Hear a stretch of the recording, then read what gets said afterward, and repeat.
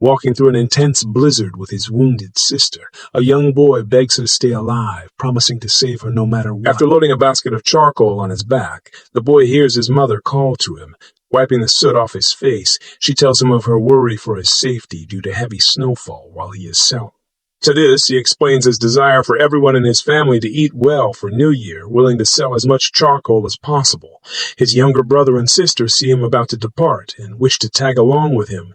Their mother doesn't allow them since he will be walking much faster than them. Dismayed, they both tell the boy their willingness to help him. He reassures both of them that he will give them his attention after returning. As he leaves, he encounters his younger sister carrying their youngest sibling on her back. She tells him that since their father's death, they had all looked up to him as a role model. Wishing him good luck as he leaves, he mutters to himself about his family's living situation. Suddenly, he hears a hurt young man calling to him, accused by a store clerk of breaking a plate. Using his sharp sense of smell, he deduces that a cat had broken it, to the man's relief. Another man beckons him over for help with heavy luggage.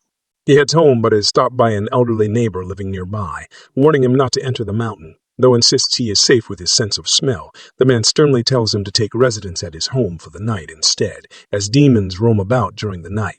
Treated to dinner, he asks the man about what demons are like. He tells him that demons devour humans and are only active in the dark, hence the peril of traversing the mountain at this time.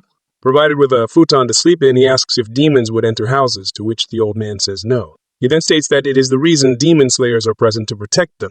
The old man, who had lost his family to demons, is pitied by him and wishes to bring his siblings to meet him next time to give comfort.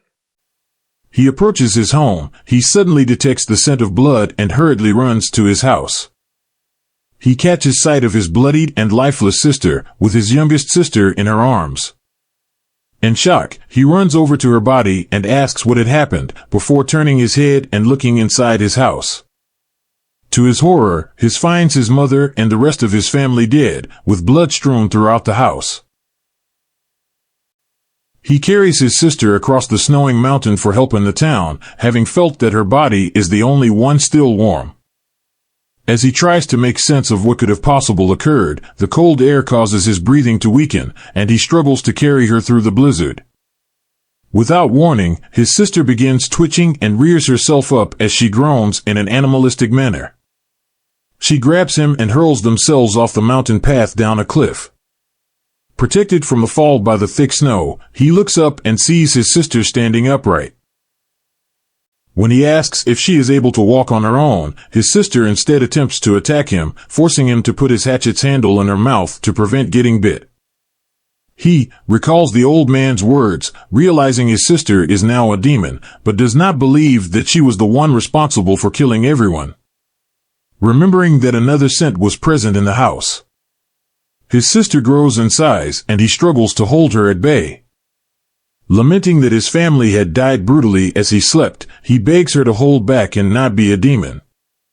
Hearing his words, she begins to cry and ceases her attack on her brother. Another young man wielding a sword speeds towards the siblings and leaps into the air. He notices him and forces himself out of the way of the strike, to the swordsman's confusion. His blade comes down and only slightly